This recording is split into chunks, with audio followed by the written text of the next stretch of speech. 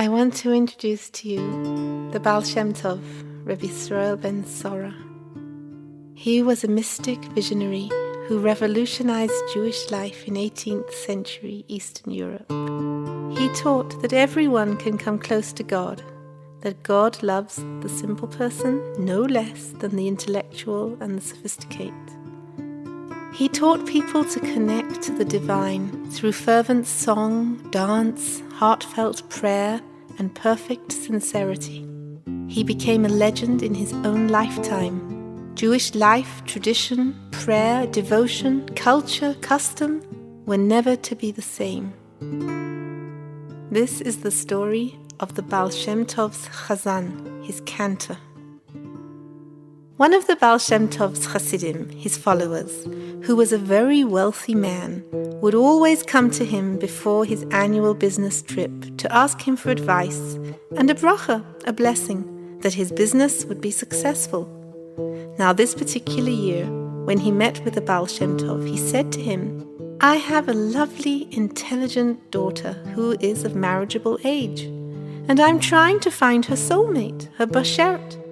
The Baal Shem Tov thought for a moment, and then he said, "I have a wonderful young man for your daughter, and I will give them my blessing that they will be happy together. They will be blessed with healthy, beautiful children who will serve God and keep His holy Torah.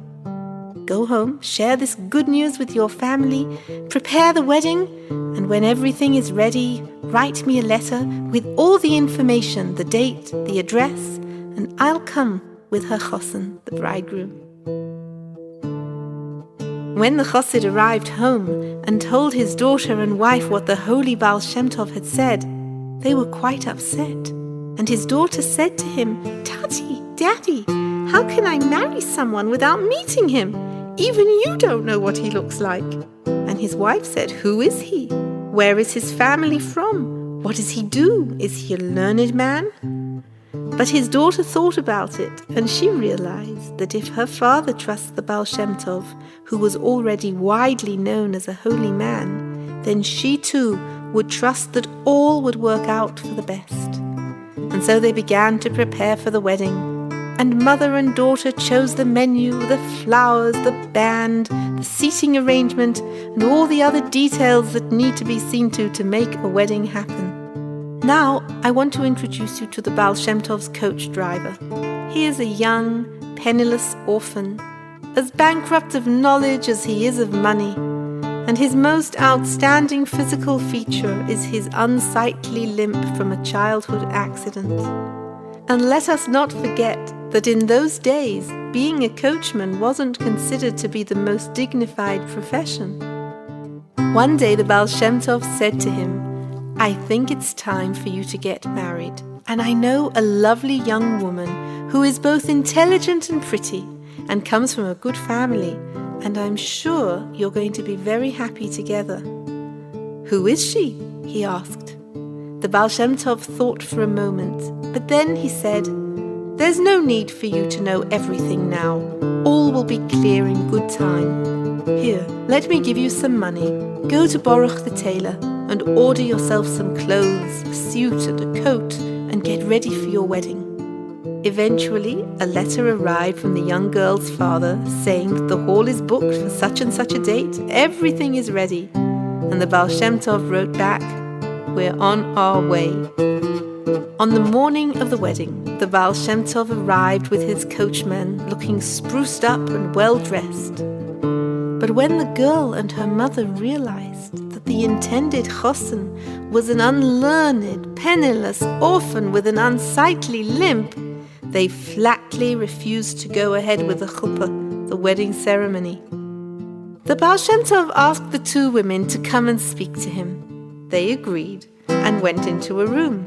And this is what the Baal Shem Tov told them. "A few months ago, on a Friday night, I was about to make Kiddush, a very holy time of the week. And suddenly my soul left my body and soared up to heaven. And as I was basking in the celestial light of Gan Eden of paradise, surrounded by holy angels, I overheard a heated discussion between the angels, and all the heavens were in a tumult. And what were they discussing?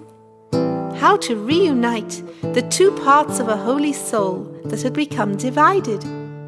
One part of the soul had entered the body of a boy, and the other into a girl. The Malachim, the angels, were arguing how to bring these two young people together, for it was not at all simple to make the match.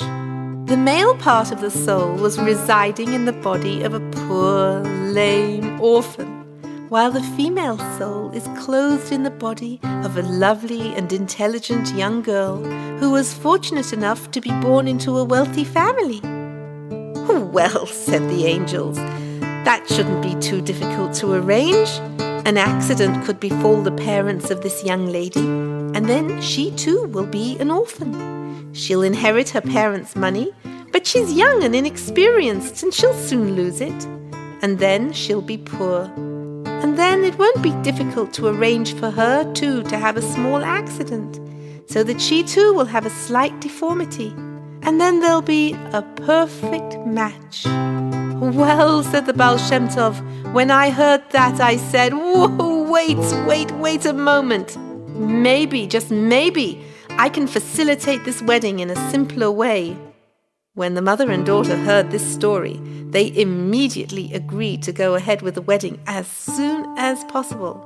And do you know what? The young couple lived in happiness and harmony.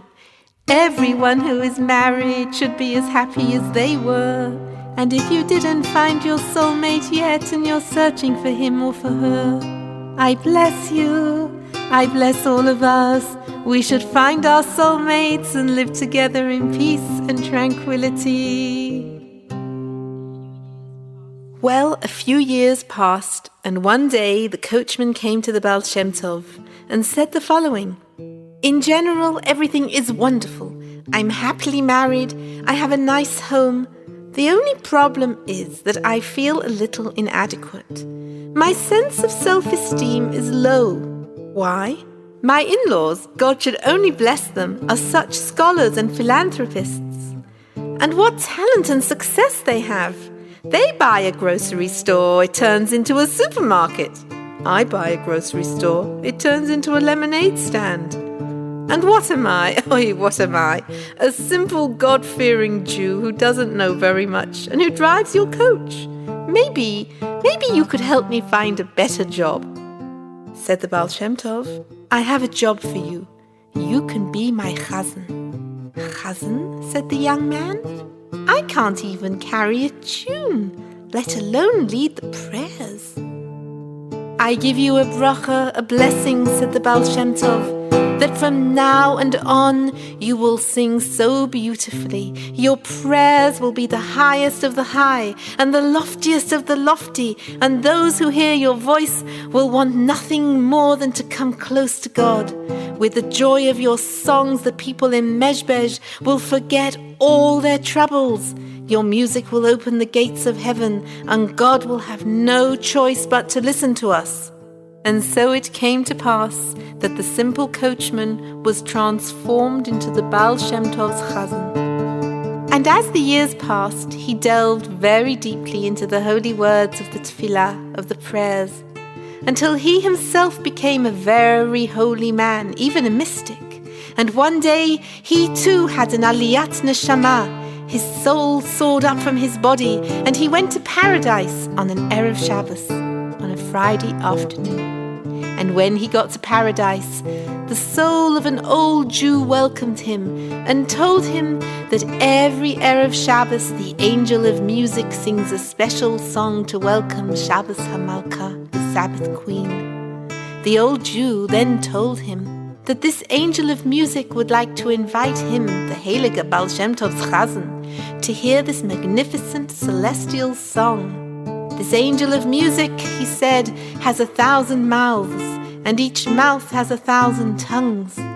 "Ah," said the chazan, "that sounds blissful. I'd love to hear him. Come, let's go together."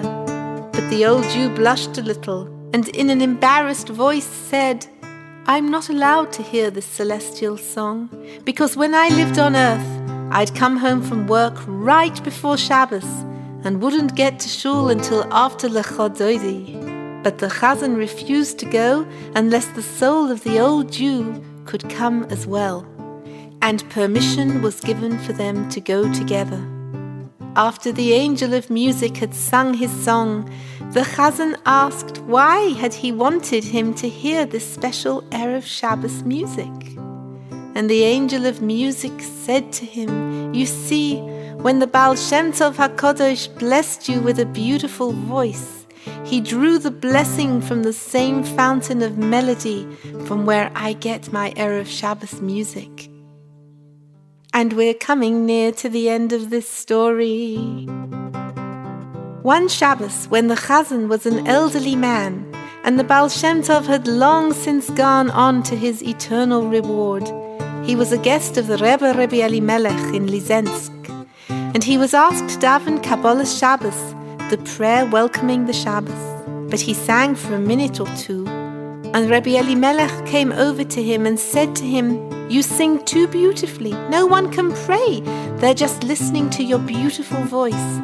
I tell you what, you can lead us tomorrow night at the Malava Malka, the meal with which we bid the Shabbos Queen farewell." And that night they asked him, "What was the Baal Shem Tov really like? Tell us about him." And this is what he answered.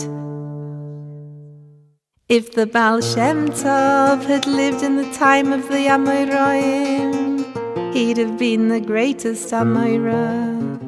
Had he lived in the time of the Tanoim, he'd have been the greatest Tana.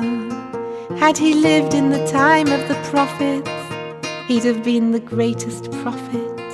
And had he lived in the time of Avraham, Yitzchak and Yaakov, our holy fathers, then the tefillah, the prayer, would have read, Elokei Avraham, Elokei Yitzchak, Elokei Yaakov, and Elokei Rabbi Yisrael ben Sarah. The God of Abraham, the God of Isaac, the God of Jacob, the God of Rabbi Yisrael, Baal Shem Tov.